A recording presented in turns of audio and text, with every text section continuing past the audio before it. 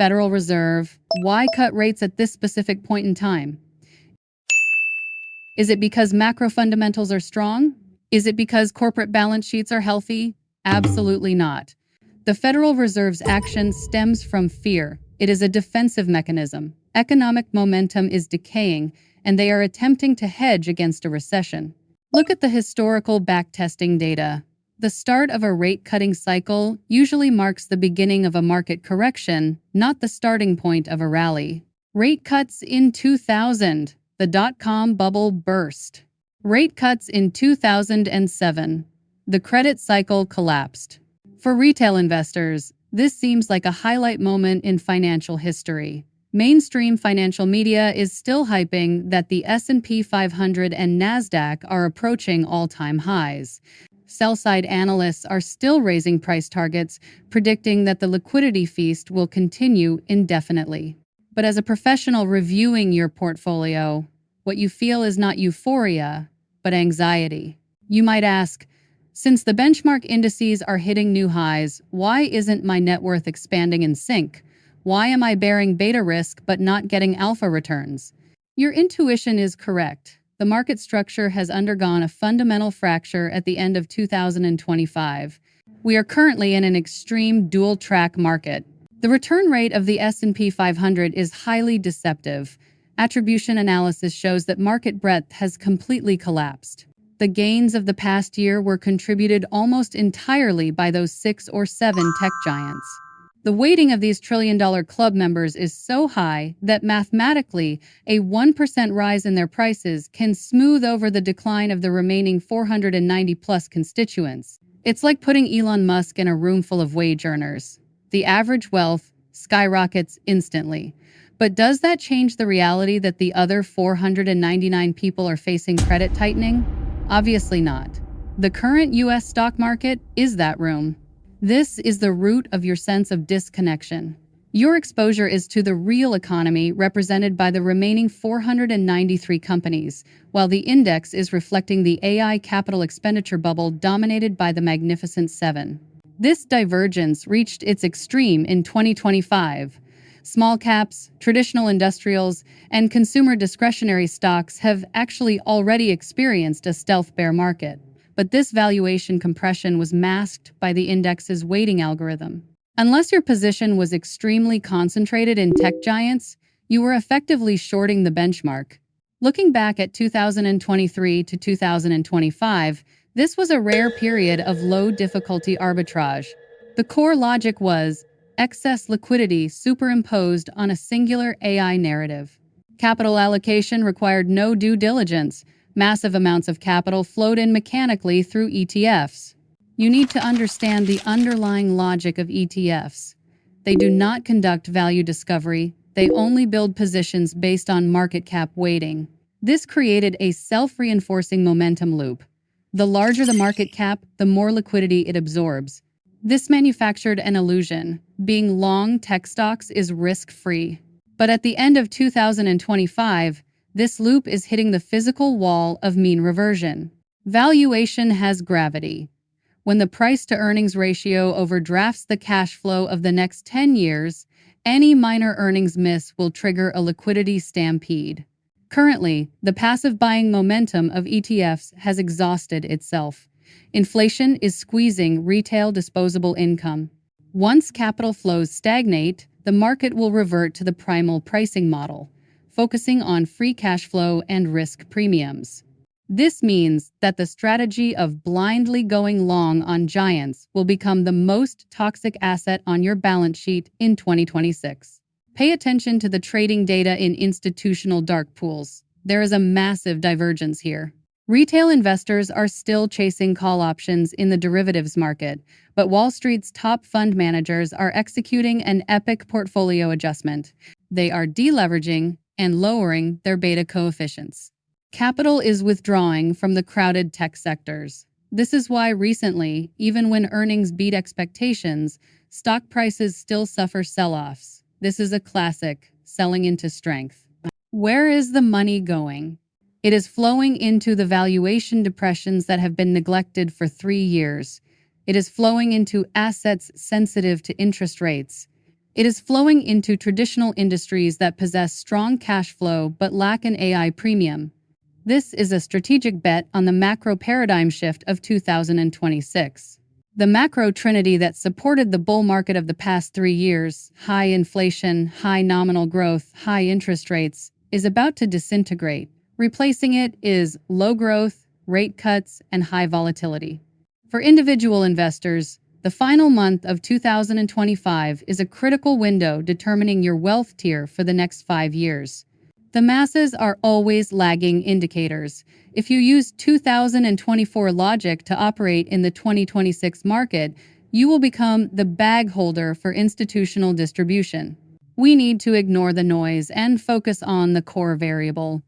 Federal Reserve meeting? The masses view it as a rescue signal, but in my view, it is the starting gun for a new round of the game. Futures markets show that Wall Street has 100% priced in a rate cut expectation.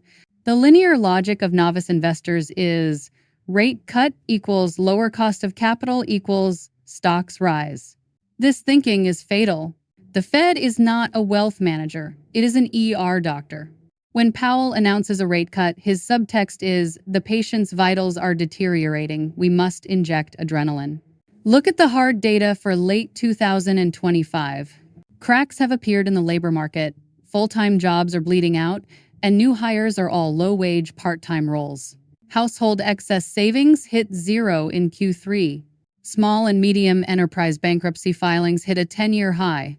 Therefore, the December 10th rate cut is a crisis response measure. According to historical patterns, the landing of the first rate cut often confirms the top. Trading logic will instantly switch from inflation hedge to recession pricing. This is the classic buy the rumor, sell the fact. Many investors ignore the long and variable lag effects of monetary policy. The real economy will still be digesting the high interest rates of the past 2 years throughout the coming year. In 2026, we will face a refinancing wall. A massive amount of corporate debt issued in 2023 to 2024 will mature. Even with a rate cut now, new financing costs will still be far higher than in the zero-interest era. Corporate interest expenses will rise, not fall. Those pseudo-tech stocks lacking positive cash flow will face a solvency crisis in the first half of 2026. But this does not represent a total collapse, it represents a complete transfer of capital preference. In the high-interest era, cash was king. Money hid in money market funds earning 5% risk-free returns. But with the rate cut opening on December 10th, the logic flips. First, risk-free rates trend down. The $6 trillion locked-in money market funds will be forced to flow out, seeking yield. Second, duration-sensitive assets recover. The specific deduction is as follows. First is the Russell 2000 small caps. These companies have high leverage and a large proportion of floating rate debt. Rate cuts directly improve their income statements. For every 25 basis point drop in rates, net profit could rebound by 10%. This is called high convexity return. Next is biotech. They rely on external financing. Rate cuts will restart M&A activity, and big pharma will use cash to acquire undervalued innovative drug companies. Finally, real estate and utilities. As bond proxies, when Treasury yields trend down, their high dividend yields will become a safe haven. At the same time, do not ignore the dollar index. As interest rate differentials narrow, the dollar enters a weak cycle. This is a risk for holding dollar assets, but an opportunity for global allocation. A weak dollar means a bull market for commodities. Gold, copper, crude oil, and valuation repair for emerging markets and core East Asian assets. However, not all low valuations are buys. In 2026, the AI sector will undergo a brutal supply-side clearing. A massive number of AI application layer companies have extremely fragile business models. Companies that simply run wrapper businesses by calling APIs will see their value go to zero. Because foundation models are becoming generalized, middlemen have no moat. Software as a service is also fraught with danger. The core of AI is efficiency, improvement, and cost reduction. The seat-based SaaS model, which charges by headcount, will be destroyed by the trend of AI reducing human labor. Regarding NVIDIA, the logic is also shifting. The focus will move from training to inference. Hardware demand will shift from extreme performance to cost-effectiveness. In 2026, capital will chase vertical domain companies that possess exclusive private data.